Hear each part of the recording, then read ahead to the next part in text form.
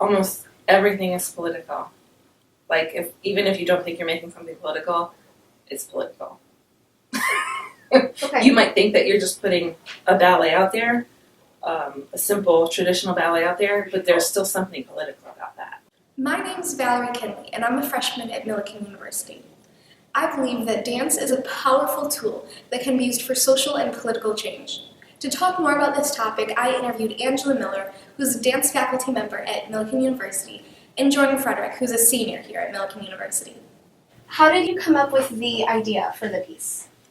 So, I've been concerned, I'm a mother, and I've been concerned about video games and just the violence in our society, especially for young kids, and school shootings and things like that, like just all that stuff that's in our environment. It just kind of was something I wanted to reflect on through creating my art.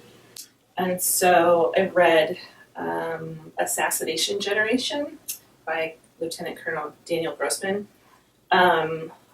Also Moral Combat, which is sort of the antithesis of that book. But in any event, in his book, Daniel Grossman says that we're basically training our kids to kill through these video games, and through some of them at least. And it's these first-person shooter games that I think are most sort of intriguing to me, and I think they're scary to me, and I wanted to go towards something I'm afraid of that way. So can you walk me through Crazy Woman from the start and explain any imagery or any metaphors, if there are any, along the way? So I had my dancers start off in tight-fitting dresses and heels and full faces of makeup and very feminine, like heightened feminine looks, and that I had them start in that way because that's what you're expected to be as a woman. You're expected to have your boobs pushed up to your ears, and you expect to have heels on and things like that. So they started off that way, and you see that they're going through pain in this state. So eventually that ends up, some of those elements end up being taken away. And then I never had a man on stage for this piece because I didn't want it to be about men, but basically my dancers exhibit a scene of sexual assault. And I purposely had them on opposite sides of the fountain the entire time, so they were isolated from each other, because in that moment they're alone. And so they go through different forms of attack. They are violently pushed to the ground. They're essentially raped, and it's a very graphic dance. And then they end up approaching the fountain after they have essentially stripped all elements of what men perceive them to be. So they've taken off of the dresses, and they're just stripped down to like who they are physically. And it's a very vulnerable state at this point, and they essentially wash away a lot of those elements. There's nothing that can be completely washed away, so that's why you see them with their makeup streaking down their face, and you still get the element that they're victims. But this is their power moment of being able to say, no, I'm not going to choose to be that way. I'm going to make myself more powerful because I've gone through this. And then because they both made that decision that this is the track that they want to be on, they want to be on the road to recovering and coming to terms with it, they find each other.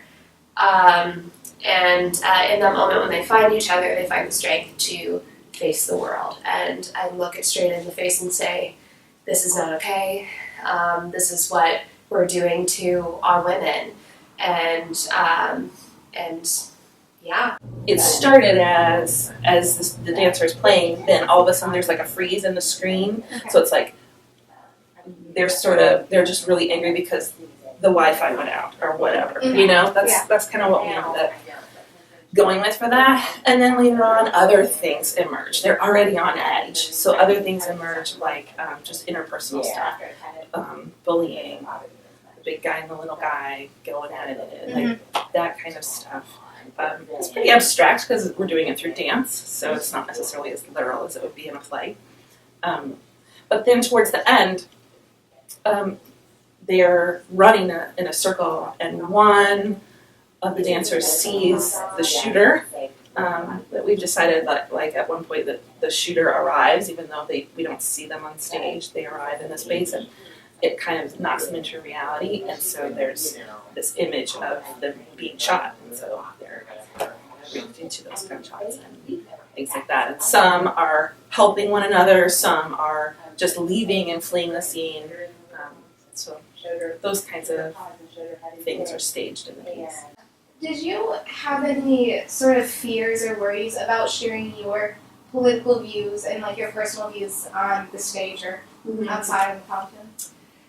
Yes, I think that I would consider myself kind of the mama bird.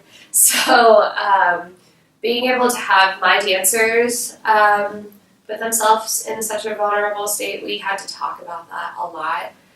Make sure that everything that they're doing is very comfortable. But as much as this is my work and my political views and everything, they are the ones that are physically being seen, and they're the ones that get recognized by other people. So that was very scary for me. I wanted to protect them, but at the same time, it was important that they went that far. And then there was a lot of talk about a trigger warning for the piece, and I can see where that could potentially be something that people would need. But we were very careful about, for the dance concert and for ACDA, we have there's basically a clause that's featured that's saying that if anything ever makes you feel a certain way that you are not willing to go there, you are more than welcome to leave. And there were plenty of people who were angry by what I did, especially in a place like Decatur, where political views are a lot different than mine in the town, in the city. So it's very vulnerable because my dancers, or even myself, could be putting ourselves at risk for receiving a lot of backlash. And then for one of my dancers, Bailey, she's from here. So people that she knows in this city, like, could recognize her. But my dancers were just so brave and willing to put it all on the line. And I'm very, very grateful for them. Did you have any worries about sharing your political voice and your personal views on the stage?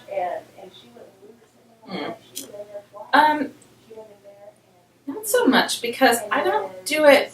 I didn't make it in order to say this is bad. I'm just saying this is what it is. I'm just presenting it and saying, how do we feel about this? I don't know. Like, in some ways, it's cool. Like, I like the video games. I was looking at them and enjoying it. One of the things I should go back to say, we researched by playing the video games ourselves in the University Commons here. The first rehearsal, I took the dancers to play Mortal Kombat, and we were doing that what was it? It wasn't Mortal Kombat. It was one of the other first-person shooter games. Call of Duty? But yeah, it was Call of Duty. Yeah. It was Call of Duty. So, and like, clearly, I still know nothing about them.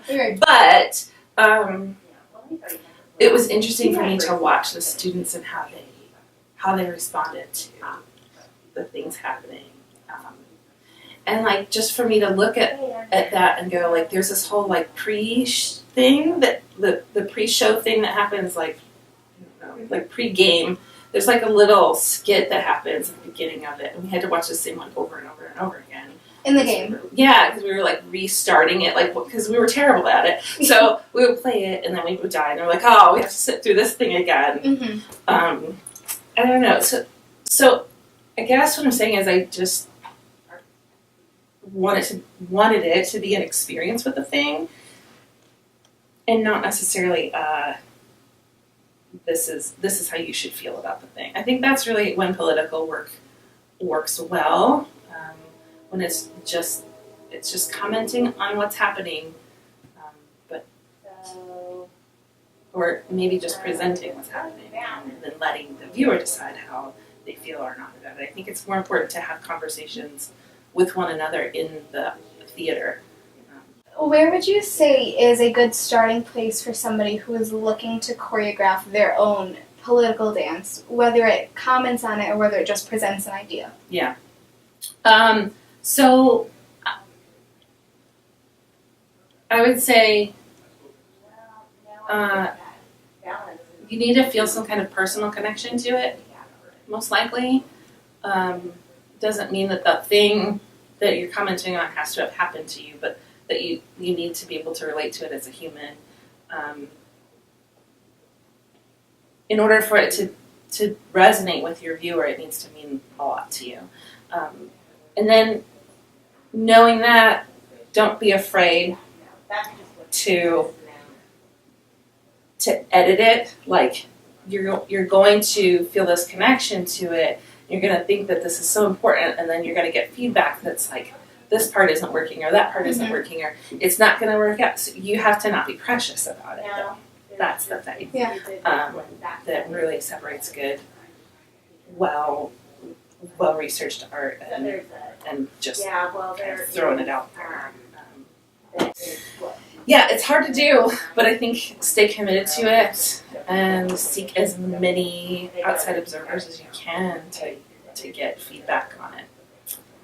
I would say don't get too worried about what people are going to think about it, because they're going to think what they're going to think. You have no control over that. People often, young choreographers especially, come to me and they say, this is my concept, did you get my concept? It doesn't really matter if I got your concept. It's was it interesting to me? Was it compelling? Does it make me want to keep watching? And then if your message gets across, great. If not, you can make another dance, and maybe that will. Yeah. But it's not like the last dance you'll ever make. You have to. It's a process. I think it's, first off, really important to kind of face the fact that you are doing something so difficult, and a lot of people may not like you for it. But also, you're going to receive a lot of emotions yourself. So it's not only a journey for others, it's a journey for yourself. I was not aware of how much this topic tied to me emotionally until I completely got invested in it. And I had to take time for myself to be able to step back from it and take care of myself and make sure that the dancers are taking care of themselves. So just know that you're dealing with such a hard topic, but you gotta be brave, because it's something that needs to be said. And then from there, I think it's about realizing what's important now, what needs to be said now. So that involves being like up to date on the news and being opinionated about that news, and not being afraid to be opinionated about it.